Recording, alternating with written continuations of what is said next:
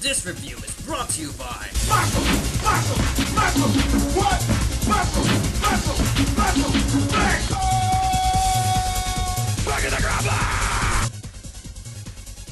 Hello people, I'm the AnimeHERO, and I review anime so you can enjoy it. I just want to clarify that this series isn't exactly the greatest, compared to what I recommended before, such as Ashita no Joe and Fist of the North Star. Despite its flaws, there's still a few highlights, which are the fights themselves. Before I mention the various series, allow me to give a basic summary of what Baki the Grappler offers. The main story of Baki the Grappler is about a 13-year-old boy named Baki Hanma, who trains to earn his father's love. During his battles, he learns to respect his opponents and places honor in hard effort. Once Baki is reunited with his father, Yujiro Hanma, things take a turn for the worse. It is then when Baki realizes Yujiro Hanma never cared for his family, nor sees respect as a suitable trait for a warrior. Yujiro's beliefs includes never show mercy, destroy the enemy, and compassion is for the weak. During a family feud, Baki challenges his father, and the rest of the series follows his journey to adulthood so he can finally prove his father wrong. This was the high point of the story. Sadly, the series becomes distracted and shifts its focus to mixed style fighting, thus ignoring the previous goal of defeating Yujiro Hanma. While the battles are diverse and filled with some traits of honor, it lost a bit of its shonen charm, resulting the fights to become gritty and savage. This style is present for the rest of the anime and manga, with the fated fight occurring in the last arc of the series. In the following minutes, I'll explain how the exchange of tone has led the Baki series to both gain and lose interest for its fans. Baki the Grappler manga consists of titles being Baki the Grappler, New Grappler Baki, and Baki Son of Ogre. Spin-offs include Scarface and a supposedly Gaia Gaiden. In anime form, there's the OVA Grappler Baki the Ultimate Fighter, Baki the Grappler, and Baki Maximum Tournament. While this series is a long-running manga from 1991 and recently finished in 2012, don't let that intimidate you, for most of the content is just action which could be read incredibly fast. Let's begin with the shortest material being the OVA Grappler Baki the Ultimate Fighter. This OVA covers a few chapters for the original manga, featuring Baki's fight with a karate student and Shinogi Koshu, the cord cutter. However, this OVA is not the best way to get into the series. So, how about the manga?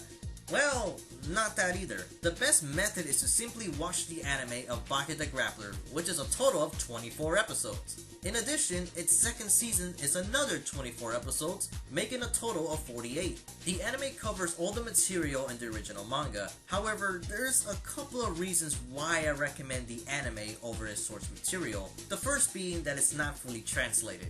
The second reason is its length of 42 volumes, which the anime managed to cover in 48 episodes. I assure you the anime is not rushed at all and has fair pacing.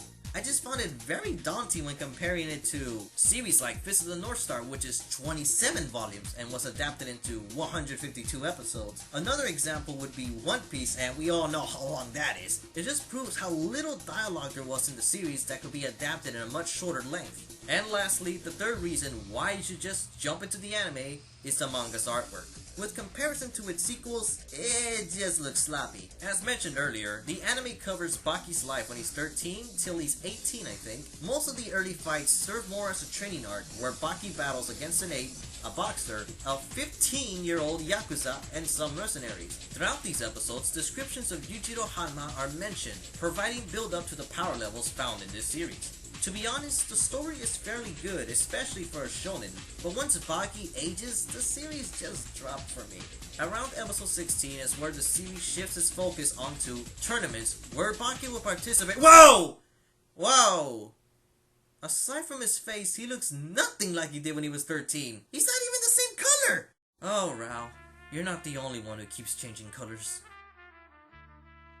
Getting back on topic, Baki will participate in these tournaments to increase his strength against underground fighters and to eventually catch his father's attention. As the series continues into the next arc titled as Maximum Tournament, Baki's character starts to change. In fact, the series becomes less character driven and more action oriented. An example of Baki's change is his initial respect for his opponents, which remained present until episode 24.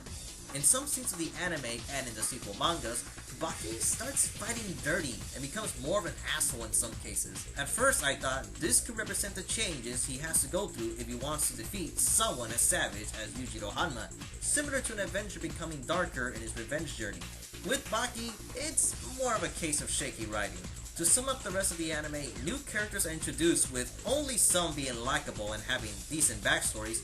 Some episodes include honor, but you can see the changes from the earlier training episodes as the tournament feels more mediocre in comparison. The action remains unaltered and provided more intrigue with this mixed style fighting, but with no battle against Yujiro Hanma really stopped the anime from being greater. After the anime, there's a sequel manga titled New Grappler Baki.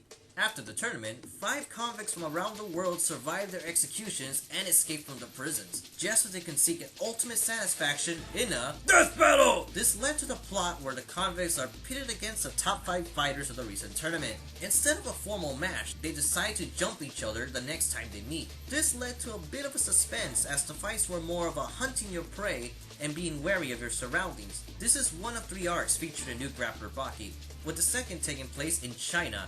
After a few battles, Baki becomes poisoned, with the only hope of recovery would be in against the best of China, where a tournament is being held.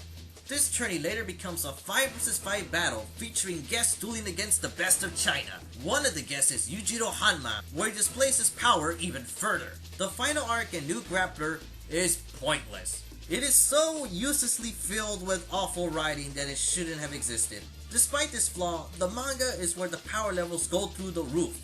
In the beginning of Baki, some power levels were already superhuman, with feats including, well, it's better if I give you a montage.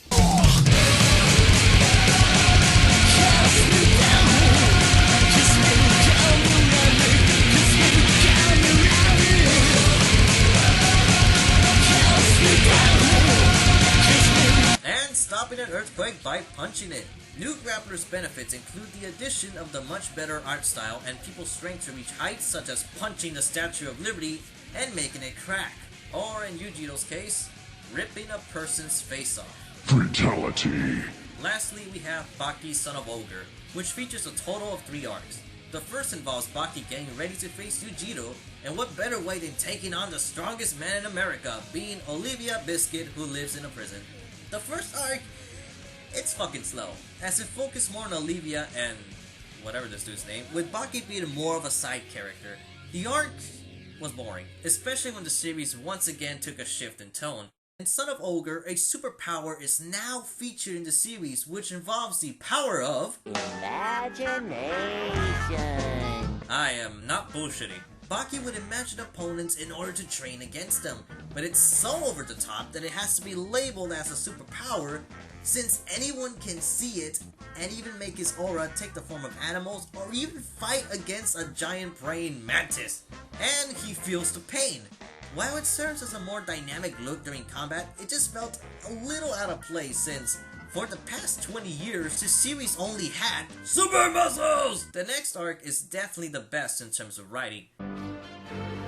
This arc is epically named the Pickle Arc!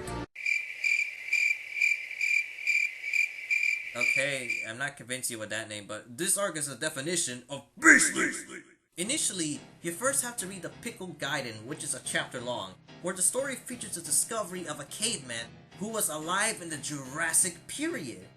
This man was named Pickle, and this caveman is so beastly that he fought and ate dinosaurs! He ate fucking dinosaurs! Even Speedwagon is afraid! So when he's awakened and news of his discovery is known worldwide, martial artists from around the world want to battle Pickle. What made this arc the best in Baki was some of its questionable values. The first being all the characters wondering how strong humanity used to be, or has humanity truly progressed as a species? Since in the modern age, the average human should have been strong enough to battle dinosaurs. The other one is what I believe inspired the author of Toriko, as Pickle would eat his opponents whether they were beast or human. This also led to life-changing experiences for most characters, giving them more depth and once again returned to its roots of honor. The last arc features the long-awaited fight of Baki vs Yujiro Hanma. However, this arc is a bit hit or miss. Throughout the mangas, we see Yujiro display a more fatherly side unknown to Baki since he's starting to earn his dad's respect. The conclusion of the fight is not what you're going to expect, but this could be the reason for the next series. While Son of Ogre concluded in 2012, recent news is that the author Keisuke Itagaki plans to continue Baki the Grappler in 2014. So perhaps another battle between Baki and Yujiro will take place. Before I end this review, there's just a few notes you need to know of Son of Ogre. When reading Son of Ogre, you will notice there are 43 chapters missing from the middle of the story. Looking back, it does seem there was another arc in the series, but I haven't found anything online.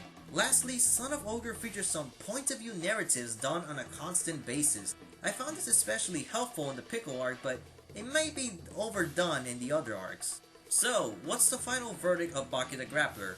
While the series constantly changes tone, it does deliver on its action, taking it to superhuman levels. I can't help but feel Baki inspires some aspects of Toriko, especially with the Pickle arc.